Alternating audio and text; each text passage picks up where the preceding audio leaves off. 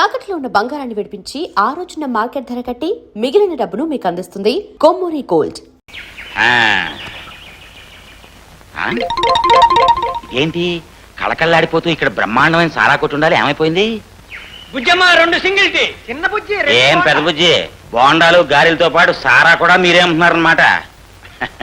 వీళ్ళు ఏమైపోయారు? ఈ ముఖాలను ఎక్కడో చూసినట్టుందే. పోరు మీద దుంపలేగా ఇదేంటి ఇట్ట అయిపోయారు? నిండు సారా కుండలా ఉండేది బతుకు, ఇదిగో ఈ సన్నాసపుడు కొండ కింద బొక్కెట్టాడు, బతుకి చిల్లుకుండా అయిపోయింది. అయిపోయింది ఏదో అయిపోయింది బాసు. ఇప్పుడు ఏడిస్తే వస్తుందా? ఈ బాబు పెట్టుబడి పెడితే మళ్ళీ ఎట్టవా సారా కొట్టు. మీకెందుకు పెడతాడు పెట్టుబడి?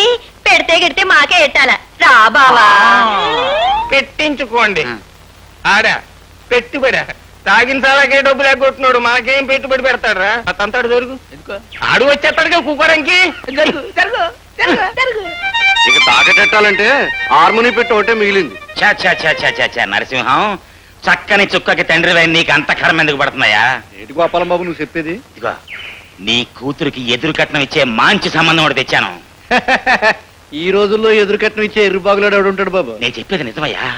ఆ కుర్రాన్ని కనుక చేసుకుంటే నీ కూతురికి చీరలు నగలు పెట్టమే కాకుండా నీకు ఎదురు కట్నం ఇవ్వడానికి సిద్ధంగా ఉన్నారు వాళ్ళు. ఊవనవయ్యా, బ్రహ్మాండంగా పెళ్లి నేను జరిపిస్తాను.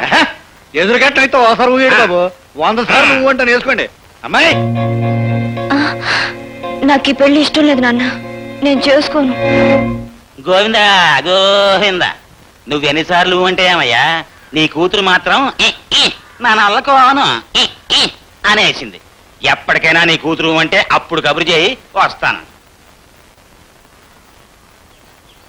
ఏమే దరిద్ర కొడతానా, ఖాళీ సారాకాయల మొహం నువ్వును. ఆ పెద్ద మనిషి పెళ్లి సంబంధం తీసుకొస్తే నాకు ఇట్టం లేదంటావా? వాళ్ళు కట్నం అడగడం లేదు సరికదా, ఎదురు కట్నం ఇస్తానంటున్నారు. ఆ డబ్బు మనిషి చేతికొస్తే నీ తమ్ముళ్ళు కడుపు నిండా తినడానికి తిండి ఉంటుంది, మన బతుకులకు దారి ఉంటుంది. ఇంటికి పెద్ద కూతురు వైపు కూడా బాధ్యత లేకుండా సత్తావేటే? అవును నాన్న, నాకు బాధ్యత లేదు. అందుకే నువ్వు తాగి తందనాలాడి ఇల్లంతా గుల్ల చేస్తున్నా ఏం మాట్లాడకుండా ఊరుకుంటున్నాను. ఇంట్లోకి ఏం కావాలని ఒక్కరోజున అడిగావా? తల్లి లేని పిల్లలు కదా, అసలు తింటున్నారో పస్తులుంటున్నారో ఏ రోజన్నా ఆలోచించావా? ఇంటికి ఆధారంగా ఒక గేదెని పెట్టుకుని తాను పాలు పెరుగు అమ్మి ఎట్టాగో ఇల్లు గడుపుతుంటుంటే దాన్ని కూడా అమ్మేశావు. ఇప్పుడు డబ్బు వస్తుందని ఎవరో ఏమిటని కూడా ఆలోచించకుండా గేదెని అమ్మనట్టే నన్ను అమ్మాలని చూస్తున్నావు. ఎవరికి పడితే వాళ్ళకి అమ్ముడు పోవడానికి నేను గేదెను కాదు. నేను చచ్చిన ఈ పెళ్లి చేసుకోను. పవిత్ర పవిత్ర, నీకెవరో పెళ్లి సంబంధం తీసుకొచ్చాను విన్నాను, నిజమేనా? అవును కృష్ణయ్య, ఎవరో పక్కూరు గోపాలం బాబట మా ఇంటికి వచ్చి ఏదో సంబంధం ఉందని మా నాన్నతో చెప్పాడు. ఎదురు కట్నం వస్తుంది కదా అని మా నాన్న సరే అన్నాడు. నేను కాదన్నాను. దాంతో మా నాన్న కోపం వచ్చి నాన్న మాటలు తిట్టాడు. ఎవరో పెళ్లి సంబంధం తీసుకొచ్చాడు, ఆడి కాళ్ళు చేతులు ఇరిచేస్తాను. అట్ట చేయడం వల్ల లాభం ఏంటి? మన పెళ్లి జరగదుగా. పవిత్ర, ఇదిగో చూడు కిష్టయ్య, నువ్వు పౌరుషన్న మగాడు అయితే మా అక్క మెళ్ళ తాలి కట్టి పెళ్లి చేసుకో. అది నీకు చేత కాకపోతే దాని కర్మకి దాని వల్లే. ఇక నువ్వు మా ఇంటికి రావద్దు.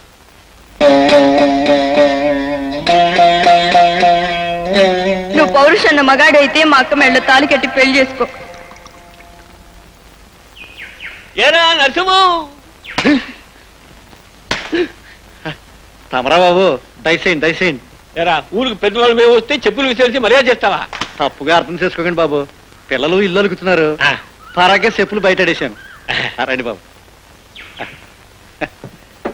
కూర్చోండి. ఏంటి బాబు, ఊళ్ళో పెద్దలంతా కట్టకట్టుకొచ్చారు? ఏమి లేదురా, పవిత్రాకి ఒక మంచి సంబంధం తీసుకువచ్చాం. ఏంటి బాబు, తమరంతా కలిసి నా కూతురు సంబంధం తీసుకొచ్చారా? ఎవరు బాబు అబ్బాయి? రారా, ఆడపిల్లగా సిగ్గుపట్టావేంటి? రా.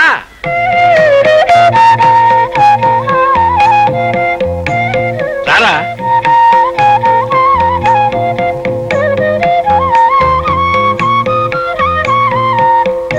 వాడికి తల్లి తండ్రి ఎవరు లేదు, అందుకే మేము తీసుకొచ్చాం.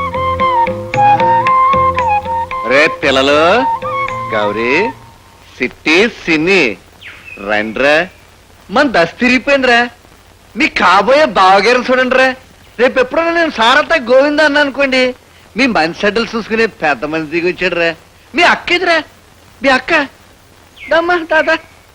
అమ్మా, తాంబూలాలు అట్టుకుని పెళ్లి కొడుకు గుమ్మంలోకి వచ్చాడమ్మా. ముహూర్తాలు ఎప్పుడు పెట్టాలా అని ఊళ్ళో పెద్దలందరూ కట్టుకుని వచ్చి కూర్చున్నారమ్మా. చెప్పు తల్లి, ముహూర్తాలు ఎప్పుడు పెట్టాలమ్మా? చెప్పమ్మా.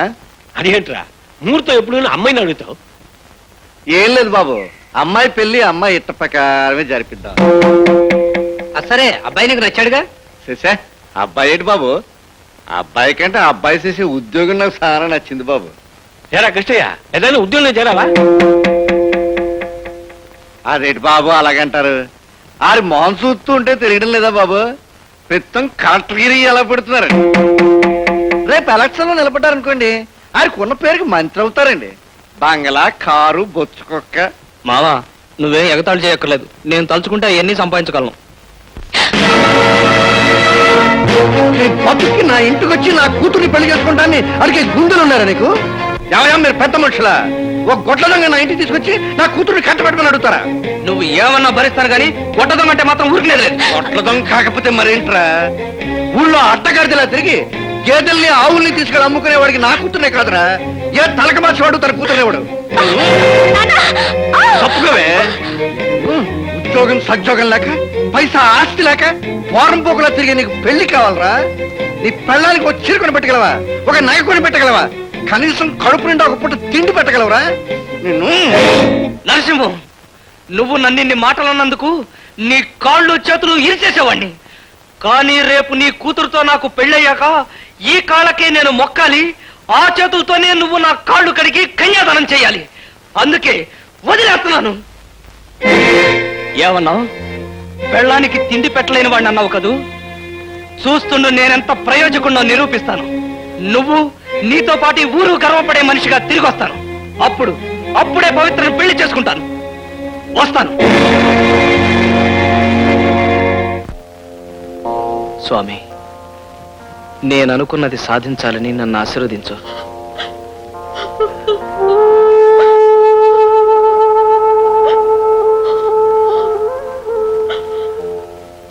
ఎందుకు పవిత్ర ఏడుస్తున్నావు? నేను వెళుతున్నది పట్టణానికేగా. ఒక ఏడాదిలోగా మనం సుఖంగా సంతోషంగా బ్రతకడానికి కావలసినంత డబ్బు సంపాదించుకొస్తాను. 10 మందిలోనూ ప్రయోజకుడిని అనిపించుకుని నిన్ను పెళ్లి చేసుకుంటాను. కృష్ణయ్య, నువ్వు లేకుండా నేను ఇక్కడ ఉండలేను. నన్ను నిన్ను తీసుకెళ్ళిపో. పవిత్ర, నాకు నిన్ను తీసుకెళ్లాలనే ఉంది. కానీ మనం అలా వెళ్ళిపోతే అందరూ నిన్ను నేను లేవతీసిపోయాను అనుకుంటారు. అందుకే నలుగురిలోనూ తాళి కట్టి భారీగానే తీసుకెళ్తాను. అక్కడికి వెళ్ళి నన్ను మర్చిపోవుగా. నీతో కలిసి బ్రతకాలనుకున్నవాణ్ణి నిన్నెలా మర్చిపోతాను చెప్పు?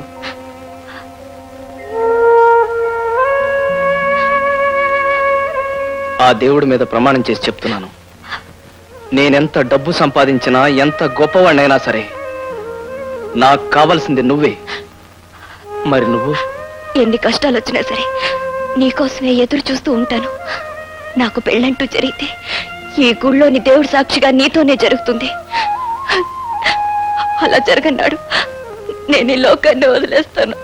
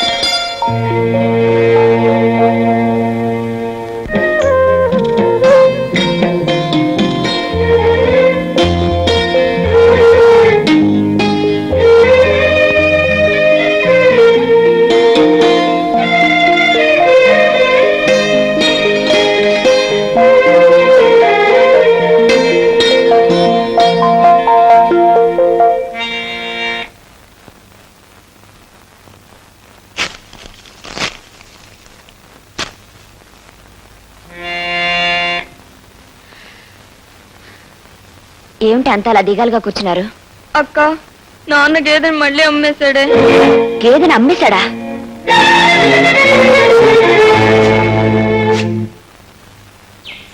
నాన్న, మళ్ళీ గేదెని అమ్మేశావా? ఇంక దాని విషయం నువ్వు బాధపడకమ్మా, గేదెని నేనే అమ్మేశానమ్మా.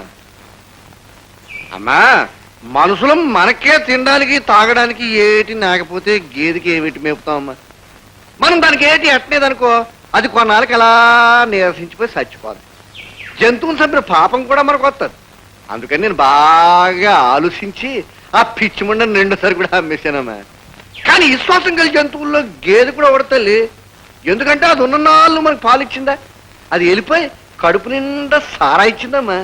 గేదె పాలే కాదు సారా కూడా ఇస్తుంది అన్న గొప్ప సత్యాన్ని నేను ఇప్పుడు నేర్చుకున్నానమ్మా.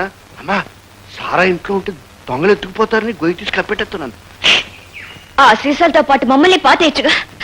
కుటుంబం అంతటికి ఆధారంగా ఉన్న గేదెను కాస్త అమ్మేశావు. రేపటి నుంచి ఇంటిల్ల పాతి ఎలా బ్రతికేది? పిల్లల ఆకలి అడిగితే ఏం చేయాలి? ఏం చేయాలో చెప్పు. ఏం చెయ్యాలో ఆలోచించే బదులు ఆ గోపాలం బాబు తెచ్చిన సంబంధం చేసుకోవచ్చుగా. అప్పుడు నీకు మొగుడుంటాడు, పిల్లలకి అన్నం ఉంటుంది, నాకు మందు ఉంటుంది. నాన్న, కిష్టయ్యకి తప్ప నా మనసులో మరెవరికి చోట్లేదు. అతను వచ్చే వరకు కష్టపడి పనిచేసైనా సరే నా చెల్లిని తమ్ముళ్ళని నేను పోషించుకోగలను. పిచ్చి పిల్ల.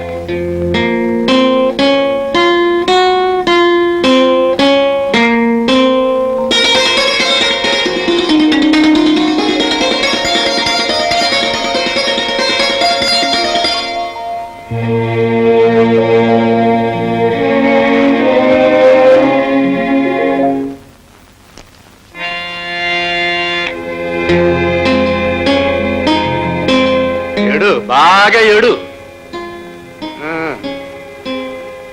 ఆన్నే నువ్వు నమ్ముకుంటూ కూర్చుంటే ఆఖరికి నీకు ఏడిపే మిగిలేది. పట్టణంలో సెట్లకి రూపాయలు కాస్తాయి, వెళ్ళి దులుపు రావచ్చని గెంతుకుంటూ ఇటు పట్నం వెళ్ళాడు. నేను సంపాదించాను. ఓ రోజైనా ఉత్తరం రాశాడా? రాయలేదు. ఎందుకు రాయలేదు? కార్డు ముక్కొనడానికి 10 పైసలు కూడా ఇటు సంపాదించలేకపోయాడు అనమాట. పట్టణంలో సంచులతో రూపాయలు దొరికితే నేను కూడా పట్నం వెళ్ళేవాడిని, సంచులతో రూపాయలు తీసుకొచ్చేవాడిని. అక్కడ అడుక్కోడాలు జేబులు కొట్టాలు చేయడం ఇట్టం లేక ఉన్న ఊళ్ళోనే మందు కొట్టడం చేస్తున్నాను. నువ్వు ఇట్టాగే ఆ నమ్ముకుంటూ కూర్చుంటే ఏదో రోజు గేదె నమ్మినట్టుగానే ఇంటిని కూడా అమ్మేస్తాను. అప్పుడు మనం అంతా ఈదిని పడి సిప్ పట్టుకుని ముట్టెత్తుకు బతుకుతాం అంతే.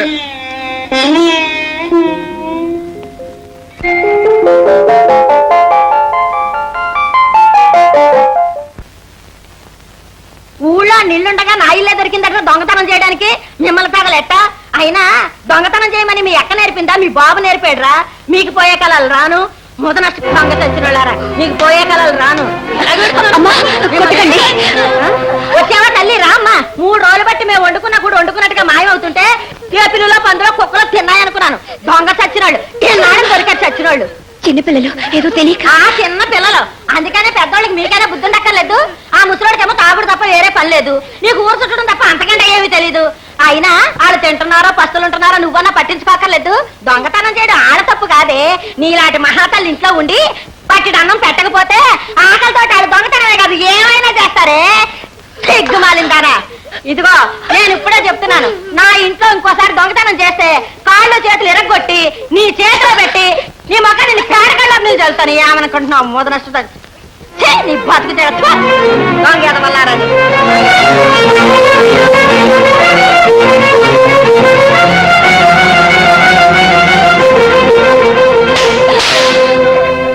ఏరా, ఏమిట్రా మీరు చేసిన పని? ఉన్నంతలో మర్యాదగా బ్రతుకుతున్నావు, అట్లాంటిది పరా ఇంట్లో దొంగతనం చేసి మన బ్రతుకులు బజారు పనిచేస్తారా? ఊళ్ళో వాళ్ళ చేత నానా మాట్లాడిపిస్తారా? చిచ్చి, ఇలా బ్రతకడం కంటే అందరూ కట్టుకుని ఎందులో అయినా దూకి చేద్దావురా, చేద్దావు. చాలి చల్లనంతో ఎన్నాళ్ళు ఉంటారక్క.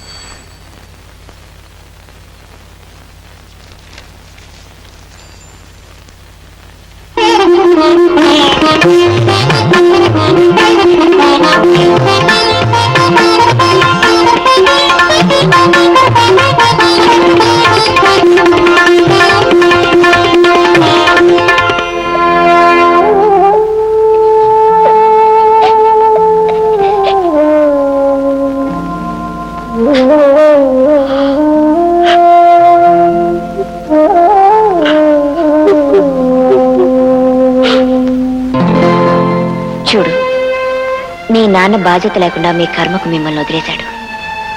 ఏ ఆధారం లేని ఆడపిల్లవి నువ్వు మాత్రం ఏం చేయగలవు?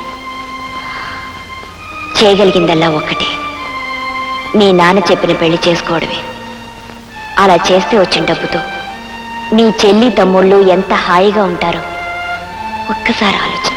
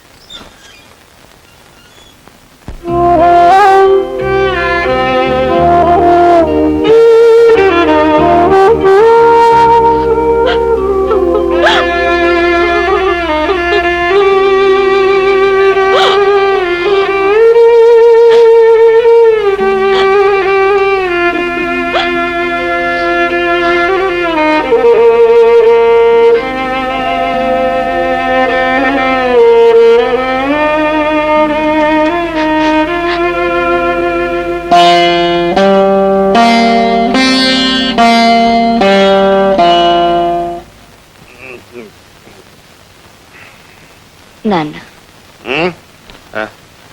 ఏంటమ్మా? గోపాలం బాబు తీసుకొచ్చిన సంబంధం చేసుకుంటాను. ఎంత చల్లని మాట చెప్పావమ్మా. నాకు సారా పిప్పలో స్నానం చేసినంత ఆనందంగా ఉందమ్మా. మందు కొట్టేస్తాను.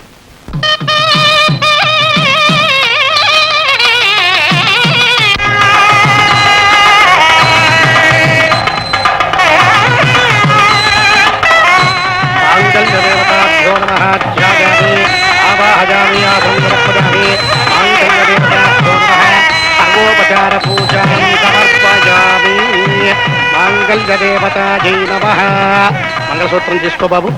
ఎడమ చేతితోటి కాదు బాబు. ఇదిగో పంతులు గారు, అబ్బాయికి కుడికాలు కుడి చెయ్యి పని చేయవు. ఎడం చేత్తో తీగి ఇంకే చేత్తో తీస్తాడు. ఆ విషయం 10 మందిలో నువ్వేం చెప్పక్కర్లా. అయినా నా గురించి తెలిసిన పంతులు తీసుకురావచ్చుగా. బాలేవాడి బావా, నీ అవిటితనం దాచేస్తే మాత్రం దాగుతుందా? చూడండి పెద్ద ముత్తైదు గారు, కాస్త మంగళసూత్రాన్ని తమ చేత్తో అమ్మాయి మెళ్ళలో కట్టండి. ఏం అక్కర్లేదు. ఎంత చేతులు లేని వాడినైనా చేతకాని వాడిని ఏం కాదు. నా పెళ్ళ మెళ్ళ తాళి నేనే కట్టగలను.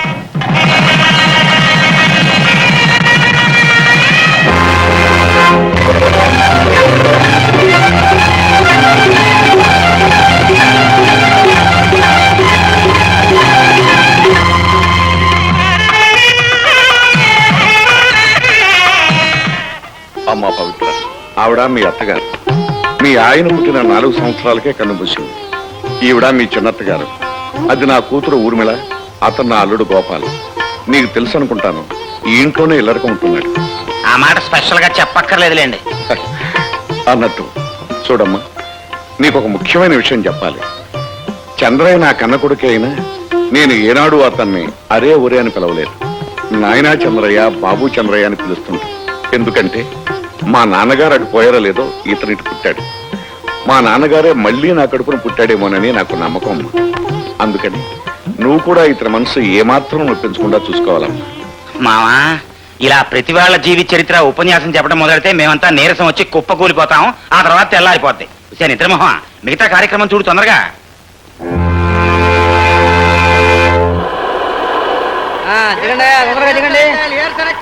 దిగాలి.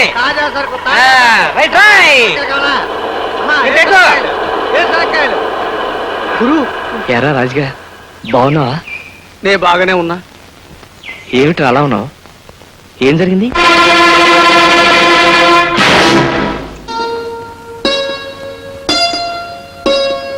ఇదిగో అమ్మాయి, ఎందుకలా తటపటాయిస్తావు?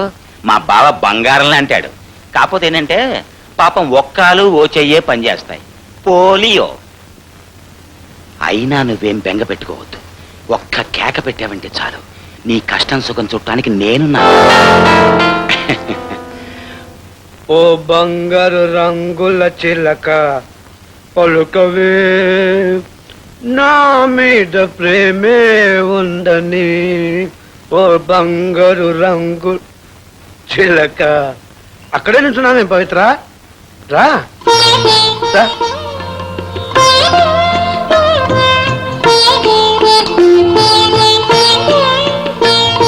పవిత్ర, సినిమాలో హీరోయిన్లు మొదటి రోజు రాత్రి నవ్వుతూ సిగ్గుతో సరదాగా ఉంటారు. నువ్వేమిటి అలా దిగులుగా ఉన్నావు? మీ నాన్న తమ్ముడు గుర్తుకొచ్చారా? పర్వాలేదు, నేనున్నాగా. కూర్చో. కూర్చో. పవిత్ర, నేనంటే మా నాన్నకి చాలా ఇష్టం. మా అమ్మలే లోటు నాకు తెలియకుండా పెంచాడు. ఇంతవరకు అసలు నన్ను ఎప్పుడు కొట్టలేదు తెలుసా? నాకేం కావాలంటే తెచ్చిస్తాడు. ఈ సిల్క్ సొక్క, ఈ మెళ్ళో గులుసు, ఈ ఇంగ్లీష్ వాచి, ఈ చైను అన్ని మా నాన్నే నాకు కొనిపెట్టాడు. ఒకసారి ఏమైందో తెలుసా? నాకు సారా తాగాలనిపించి మా నాన్న అడిగాను. అప్పుడు ఈ ఊళ్ళో సారా కొట్టు కూడా లేదు. పక్క ఊరికి నడిచెళ్ళి నా కోసం మా నాన్న సారా తీసుకొచ్చాడు. అప్పుడు నేనేం చేశానో తెలుసా? ఆ సారా తాగేసి మా నాన్నని కొట్టాను. ఇంకోసారి ఏమైందో తెలుసా? నాకు సినిమాలంటే తెగపిచ్చి మా ఊళ్ళో ఉన్న టూరింగ్ టాకీస్ లో కలిసి ఉంటే కలుసుకో అనే సినిమా వచ్చింది. అప్పుడు నేను మా నాన్నతో కలిసి బండిలో వెళ్ళాను. అందులో ఎన్టీ రామారావు నాలాగే కుంటాడు. కానీ ఆ కుంటాడు పిల్ల సావిత్రి చాలా మంచిది. ఆ సినిమాను చూస్తున్నంతసేపు నాకెందుకో దిగులు అనిపించి సగలన్న బయటకు వచ్చేసాను. అప్పుడు మా నాన్న నాతో బయటకు వచ్చేసి, ఏం చంద్రయ్య ఏమైంది నాన్న అని తెగ అడిగాడు. నేను ఆ సినిమాలో కుంటోడి పెళ్ళాలంటే పెళ్ళామే నాకు కావాలని అడిగాను. అప్పుడే నేను తీసుకొచ్చి నాకు పెళ్లి చేశాను. పవిత్ర, మా నాన్న పెట్టిన ఇవన్నీ ఒక ఎత్తు, నువ్వు ఒక ఎత్తు. ఎందుకంటే వీటన్నిటికీ మనసు లేదు, ప్రాణం లేదు. నేను కుంటివాడైనా గుడ్డివాడైనా వీటికి బాధ లేదు. నా ఇష్టాలతో పని లేదు. కానీ నీకు మనసు ఉంది, ప్రాణం ఉంది. అందుకే నేనంటే ఇష్టపడి పెళ్లి చేసుకున్నావా? నువ్వేదో చెబుదాం అనుకున్నా నీ కళ్ళు చూస్తుంటే లేదని తెలుస్తుందిలే. పవిత్ర, నా కాళ్ళు చెయ్యి ఆవిడదైనా నా మనసు మాత్రం ఆవిడది కాదు. నీకు ఇష్టం లేకపోతే అస్సలు నిన్ను ముట్టుకోను. నేనంటే నీకు మనసారా ఇష్టం ఉన్న రోజునే నిన్ను ముట్టుకుంటాను. నాకు నిద్ర వస్తోంది, నేను పడుకుంటాను. నువ్వు వెళ్ళి పడుకో. పో.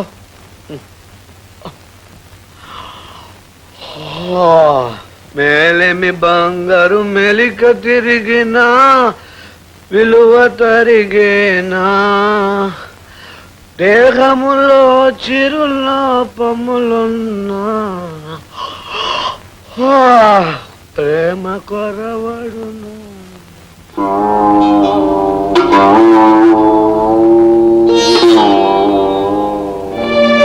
ఎన్ని కష్టాలు వచ్చినా సరే నీకోసమే ఎదురు చూస్తూ ఉంటాను. నాకు పెళ్ళంటూ జరిగితే ఈ గుళ్ళోని దేవుడి సాక్షిగా నీతోనే జరుగుతుంది.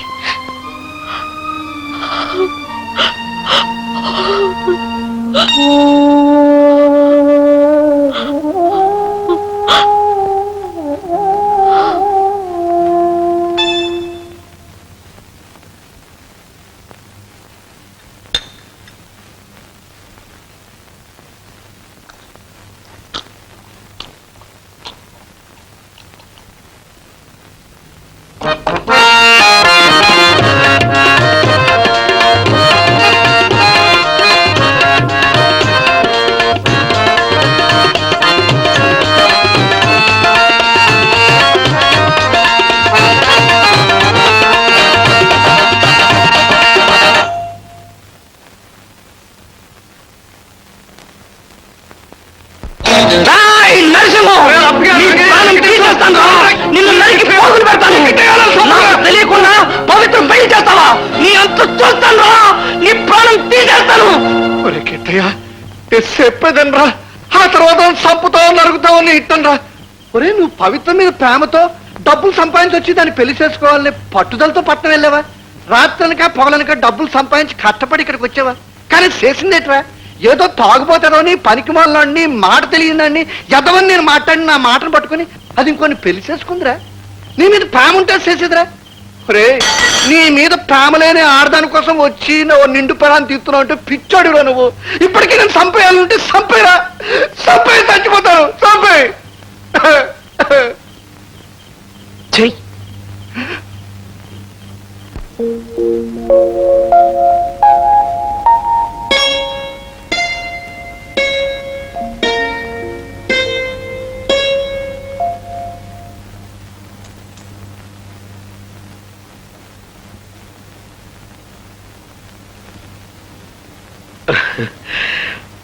పొద్దున్నే దేవతలా కనిపించి నేను చూస్తుంటే నేను పసివాడిగా ఉన్నప్పుడు నన్ను నిద్ర లేపే మా అమ్మ గుర్తుకొస్తుంది. మా అమ్మలాగే నువ్వు కూడా మహాలక్ష్మిలా ఉన్నావు.